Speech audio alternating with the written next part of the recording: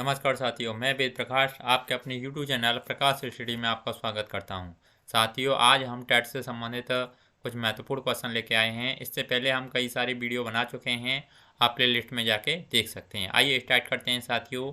ये परीक्षा जो सभी प्रकार के टेट चलते हैं, सी टेट है, यूपी टेट है, बिहार टेट है, जो भी जितने भी परीक्षाएँ हैं उन सभी से ये क्वेश्चन उठाए गए हैं। आइए स्टार्ट करते हैं क्वेश्चन नंबर 26 से। 26 में पूछा है, वाहन गिर पड़ेगा यदि किस स्थिति में गिर पड़ेगा।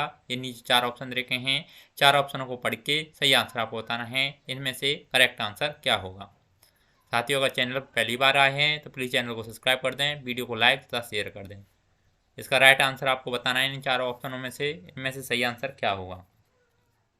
साथ ही इसका correct answer option number D हो जाएगा, यानी उसका गुरुत्व केंद्र आधार के बराबर हो तो वह वाहन गिर पड़ेगा।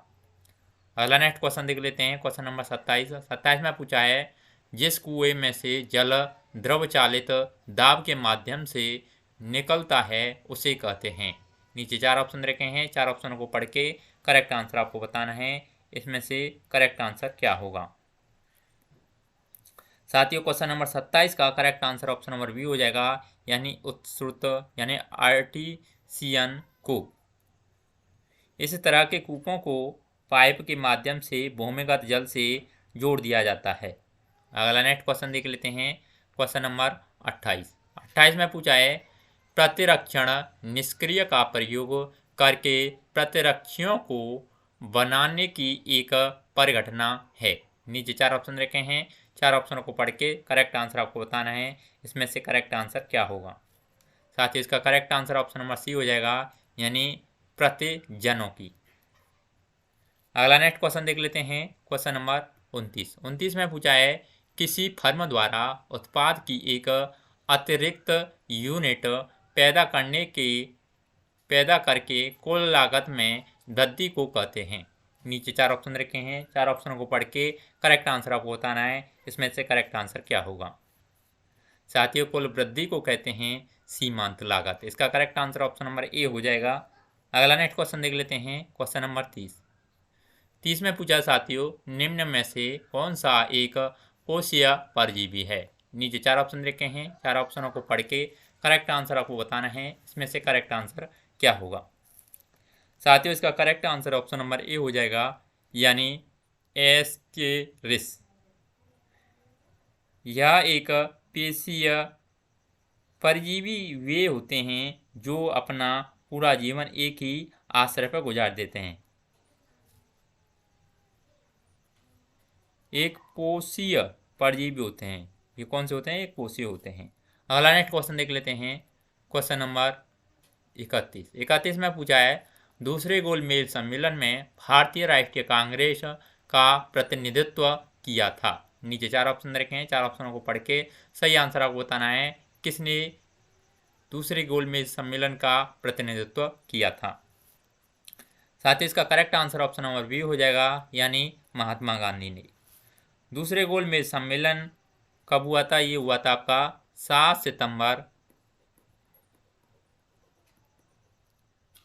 सितंबर 1931 को। इसमें गांधी जी ने भाग लिया था और यह कहाँ हुआ था? लंदन में हुआ था। महात्मा गांधी ने कांग्रेस के प्रतिनिधित्व के रूप में इसमें भाग लिया, परंतु यह सम्मेलन सांप्रदायिक प्रतिनिधित्व के कारण असफल रहा। प्रथम गोलमेज सम्मेलन ये हुआ था आपका 12 नवंबर। प्रथम हुआ था, ये फर्स्ट हो गया, ये सेकंड हो गया आपका 12 नवंबर 1930 को। और तीसरा गोलमेज सम्मेलन कब हुआ था साथियों? तीसरा गोलमेज सम्मेलन हुआ था 17 नवंबर 1932 को। पहला हुआ था 12 नवंबर 1931 को, दूसरा हुआ था 7 सितंबर 1931 को, और तीसरा हुआ था 17 नवंबर 1932 को। अगला नेक्स्ट क्वेश्चन देख लेते हैं। क्वेश्चन नंबर 32 में पूछा है, निम्न में से किस अम्ल का संश्लेषण मानव आमाशय में होता है।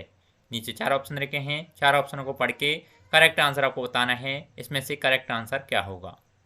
साथ ही इसका correct answer option number A हो जाएगा, यानी हाइड्रोक्लोरिक अम्ल। यह अम्ल आमाशय की ऑक्सीट्रिक कोशिकाओं से हाइड्रोक्लोरिक अम्ल निकलता है, जो भोजन के साथ आए हुए जीवाणुओं को नष्ट कर देता है तथा एंजाइम की क्रिया को तीव्र कर देता है।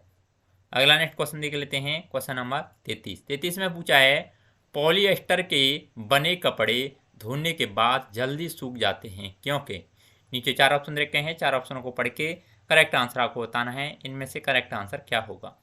साथ ही इसका correct answer option number D हो जाएगा, यानी पॉलिएस्टर बहुत कम जल का अवशोषण करता है। अगला नेक्स्ट क्वेश्चन देख लेते हैं, क्वेश्चन नंबर 34 में पूछा है फाइलेरिया का संचार किसके द्वारा किया जाता है। नीचे 4 ऑप्शन रखे हैं, 4 ऑप्शन को पढ़ के करेक्ट आंसर आपको बताना है इनमें से करेक्ट आंसर क्या होगा। साथ ही इसका करेक्ट आंसर हो जाएगा क्वेश्चन नंबर 34 का ऑप्शन नंबर ए, यानी मच्छर। क्यूलेक्स मच्छर फाइलेरिया रोग एक परजीवी के कारण होता है। इस रोग का संचार रक्त चूसने वाले कीटों जैसे मच्छर, मक्खी आदि से होता है। अगला नेक्स्ट क्वेश्चन देख लेते हैं, क्वेश्चन नंबर 35 में पूछा है निम्न में से कौन से युगों का मिलान सही है। साथ ही ये चारों में से सही मिलान आपको छांटना है, इनमें से करेक्ट आंसर क्या होगा। साथ ही क्वेश्चन नंबर 35 का correct answer option number C हो जाएगा।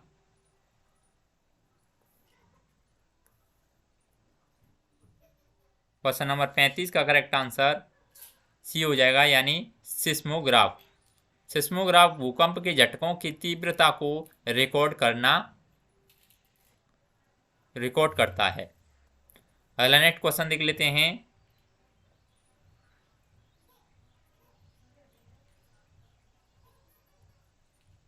साथ ही ये सिस्मोग्राफ है, भूकंप के झटकों की तीव्रता को रिकॉर्ड करना होता है। इसमें सिस्मोग्राफ यंत्र से पृथ्वी की सतह पर आने वाले भूकंप के झटकों की तीव्रता का ग्राफ चित्रण किया जाता है।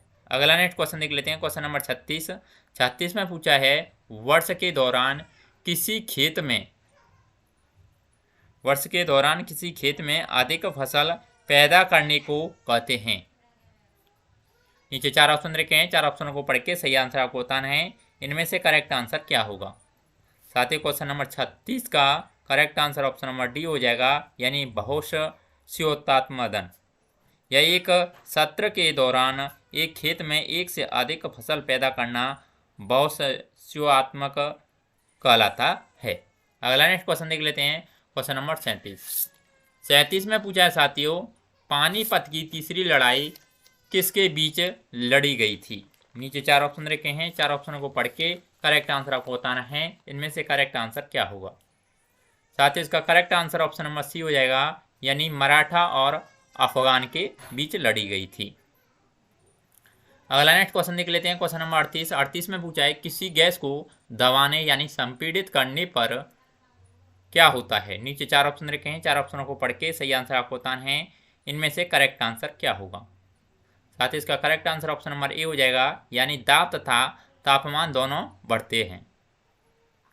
अगला नेक्स्ट क्वेश्चन देख लेते हैं, क्वेश्चन नंबर 39 में पूछा है सकल घरेलू उत्पादन यानी जीडीपी और सकल राष्ट्रीय उत्पाद यानी जीएनपी के बीच मुख्य अंतर है। नीचे 4 ऑप्शन रखे हैं, 4 ऑप्शनों को पढ़ के करेक्ट आंसर आपको बताना है इनमें से करेक्ट आंसर क्या होगा। साथ ही इसका correct answer option number D हो जाएगा, यानी विदेशों से शुद्ध विदेशी आय सकल घरेलू उत्पादन कहलाते हैं। विदेशों से शुद्ध विदेशी आय सकल घरेलू उत्पाद यानी जीडीपी में विदेशों से प्राप्त शुद्ध विदेशी आय जोड़ने पर सकल राष्ट्रीय उत्पादन जीएनपी प्राप्त होता है। विदेशों से प्राप्त शुद्ध आय की गणना हेतु देशवासियों द्वारा विदेशों से अर्जित आय में से विदेशियों द्वारा देश में अर्जित आय को घटाया जाता है। अगला नेक्स्ट क्वेश्चन देख लेते हैं साथियों अगर आपको कोई क्वेश्चन समझ नहीं आता है तो हमें कमेंट करके कमेंट में बता सकते हैं। अगला नेक्स्ट क्वेश्चन देख लेते हैं, क्वेश्चन नंबर 40 हरी खाद प्राप्त की जाती है। नीचे 4 ऑप्शन रखे हैं, 4 ऑप्शनों को पढ़ के सही आंसर आपको बताना है इसमें से करेक्ट आंसर क्या होगा। साथियों क्वेश्चन नंबर 40 का correct answer option number D हो जाएगा, यानी हरित सिंब पादपों के अपघटन से। अगला नेक्स्ट क्वेश्चन देख लेते हैं, क्वेश्चन नंबर 41 में पूछा है निम्न एक प्रवर्धक उपकरण है। नीचे 4 ऑप्शन रखे हैं, 4 ऑप्शनों को पढ़ के सही आंसर आपको बताना है, इसमें से करेक्ट आंसर क्या होगा। साथ ही इसका correct answer option number D हो जाएगा, यानी ट्रांजिस्टर। अगला नेक्स्ट क्वेश्चन देख लेते हैं, क्वेश्चन नंबर 42 में पूछा है साथियों एकाधिकार प्रतियोगिताओं की अति महत्वपूर्ण विशेषता है। नीचे 4 ऑप्शन रखे हैं, 4 ऑप्शनों को पढ़ के सही आंसर आपको बताना है, इसमें से करेक्ट आंसर क्या होगा। साथ ही इसका correct answer option number D हो जाएगा, यानी उत्पाद विभेदन। अगला नेक्स्ट क्वेश्चन देख लेते हैं, क्वेश्चन नंबर 43 में पूछा है निम्न में से कौन सा BRICS में शामिल देशों का सही अनुक्रम दर्शाता है। नीचे 4 ऑप्शन रखे हैं, 4 ऑप्शनों को पढ़ के करेक्ट आंसर आपको बताना है, इसमें से करेक्ट आंसर क्या होगा। साथ ही इसका correct answer option number D हो जाएगा, यानी आपका जो आपको दे रखा है BRICS, यानी बी से हो जाएगा ब्राज़ील, आर से हो जाएगा रूस, आई से हो जाएगा इंडिया, सी से हो जाएगा चीनी यानी चाइना, और एस से हो जाएगा साउथ अफ्रीका यानी दक्षिण अफ्रीका। इसका correct answer option number D हो जाएगा। अगला नेक्स्ट क्वेश्चन देख लेते हैं, क्वेश्चन नंबर 44 में पूछा है केलकर समिति किस बारे में दिशा निर्देशों के सुझाव देने के लिए बनाई गई थी। नीचे 4 ऑप्शन रखे हैं, 4 ऑप्शनों को पढ़ के करेक्ट आंसर आपको बताना है, इसमें से करेक्ट आंसर क्या होगा। साथ ही इसका correct answer option number A हो जाएगा, यानी प्रत्यक्ष तथा अप्रत्यक्ष कर के लिए। प्रत्यक्ष एवं अप्रत्यक्ष करों पर गठित केलकर कार्यदल की फाइनल रिपोर्ट तत्कालीन केंद्रीय वित्त मंत्री जसवंत सिन्हा को 27 दिसंबर 2022 को, कितने को, 27 दिसंबर 2022, सॉरी 2002 होगा, 2022 नहीं 2002 को सौंपी गई थी। समिति के अनुसार इसकी इन सिफारिशों को लागू करने से जहां पर राहत मिलेगी वही देश में कर जीडीपी अनुपात में इसमें वृद्धि हो सकेगी। अगला नेक्स्ट क्वेश्चन देख लेते हैं, क्वेश्चन नंबर 45 में पूछा है यहूदी एवं ईसाई धर्म का उदय हुआ। नीचे 4 ऑप्शन रखे हैं, 4 ऑप्शनों को पढ़ के करेक्ट आंसर आपको बताना है, इसमें से करेक्ट आंसर क्या होगा। साथ ही इसका correct answer option number D हो जाएगा, यानी फिलिस्तीन में।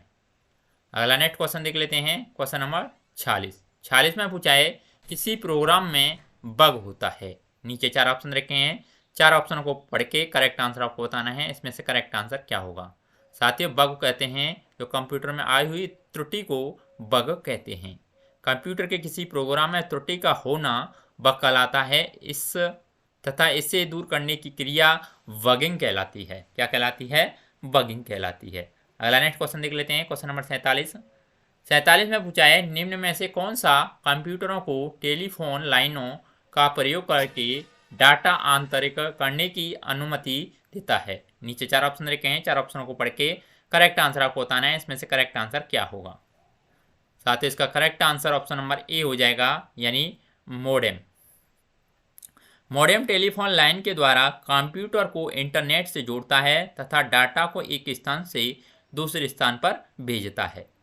अगला नेक्स्ट क्वेश्चन देख लेते हैं, क्वेश्चन नंबर 48 में पूछा है निम्न में से किस यूरोपीय सत्ता ने 16वीं शताब्दी में भारत में व्यापारिक स्थल स्थापित किए थे।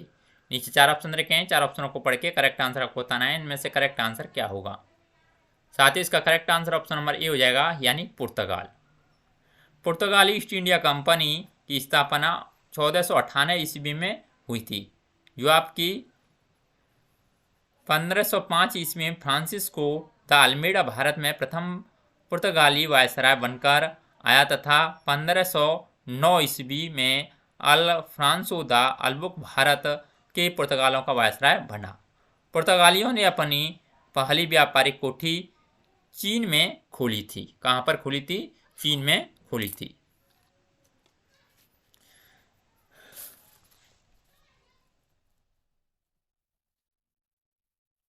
अगला नेक्स्ट क्वेश्चन देख लेते हैं, क्वेश्चन नंबर 49 साथ ही 49 में पूछा है महात्मा गांधी को राष्ट्रपिता कहने वाले प्रथम व्यक्ति थे। नीचे 4 ऑप्शन रखे हैं, 4 ऑप्शनों में से बताना है इनमें से कौन थे। साथ ही इसका correct answer option number C हो जाएगा, यानी सुभाष चंद्र बोस। महात्मा गांधी को राष्ट्रपिता से संबोधित करने वाले प्रथम व्यक्ति सुभाष चंद्र बोस थे। सुभाष चंद्र बोस के राजनीतिक गुरु देशबंधु चित्तरंजन दास थे। अगला नेक्स्ट क्वेश्चन देख लेते हैं, क्वेश्चन नंबर 50 में पूछा है निम्न में से किस राज्य में बाल लिंग अनुपात भारत में न्यूनतम है। नीचे 4 ऑप्शन रखे हैं, 4 ऑप्शनों को पढ़ के करेक्ट आंसर आपको बताना है, इसमें से करेक्ट आंसर क्या होगा। साथ ही इसका correct answer option number D हो जाएगा, यानी हरियाणा।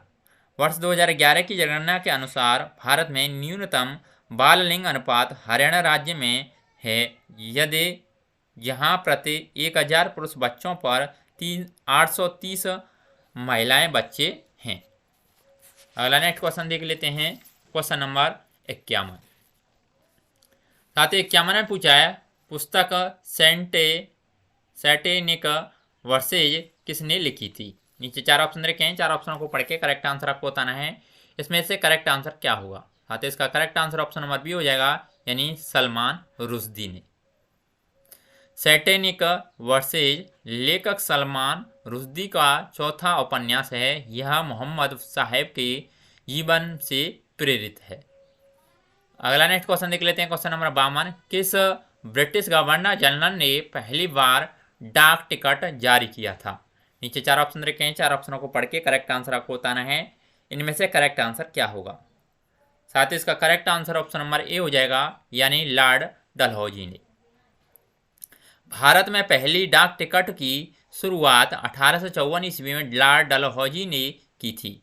इसी वर्ष नया पोस्ट ऑफिस एक्ट पारित हुआ था। डलहौजी का गवर्नर जनरल के रूप में कार्यकाल रहा 1848 से 1856 के बीच में।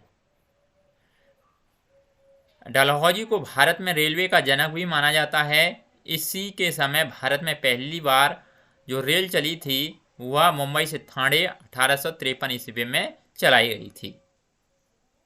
अगला नेक्स्ट क्वेश्चन देख लेते हैं, क्वेश्चन नंबर 53। साथ ही 53 में पूछा है माप की मीट्रिक प्रणाली देश में शुरू हुई थी। नीचे 4 ऑप्शन रखे हैं, 4 ऑप्शनों को पढ़ के करेक्ट आंसर आपको बताना है, इसमें से करेक्ट आंसर क्या होगा। साथ ही क्वेश्चन नंबर 53 का correct answer option number A हो जाएगा, यानी वर्ष 1956 ईस्वी में माप की मीट्रिक प्रणाली की शुरुआत हुई थी। वर्ष 1999 ईस्वी में फ्रांस में हुई थी सर्वप्रथम। भारत में इसकी अधिकारियों शुरुआत 1 अप्रैल 1956 में हुई थी। जो अधिकारी की जो शुरुआत थी सर्वप्रथम हुई थी वो फ्रांस में हुई थी। कब हुई थी? ये हुई थी 1 अप्रैल 1799 ईस्वी में फ्रांस में हुई थी, और ये आपकी भारत में 1 अप्रैल 1956 में भारत में हुई थी, ये फ्रांस में। अगला नेक्स्ट क्वेश्चन देख लेते हैं, क्वेश्चन नंबर 54 में पूछा है इडुक्की जल विद्युत संयंत्र किस नदी पर है। नीचे 4 ऑप्शन रखे हैं, 4 ऑप्शनों को पढ़ के करेक्ट आंसर आपको बताना है, इसमें करेक्ट आंसर क्या होगा। साथियों, इडुक्की जल विद्युत संयंत्र परियार नदी पर स्थित है। इसका correct answer option number A हो जाएगा। अगला नेक्स्ट क्वेश्चन देख लेते हैं, क्वेश्चन नंबर 55 में पूछा है उत्पाद शुल्क वह कर है जो लगाया जाता है। नीचे 4 ऑप्शन रखे हैं, 4 ऑप्शनों को पढ़ के करेक्ट आंसर आपको बताना है, इसमें से करेक्ट आंसर क्या होगा। साथ ही इसका correct answer option number C हो जाएगा, यानी माल के उत्पादन पर। साथियों, आज के लिए हम इतने ही क्वेश्चन लेके आए थे। अगर आपको वीडियो अच्छा लगता है तो प्लीज़ वीडियो को लाइक, शेयर, और आपने चैनल सब्सक्राइब नहीं किया है तो प्लीज़ चैनल को जरूर सब्सक्राइब कर लें। आज के लिए बस इतना ही, धन्यवाद।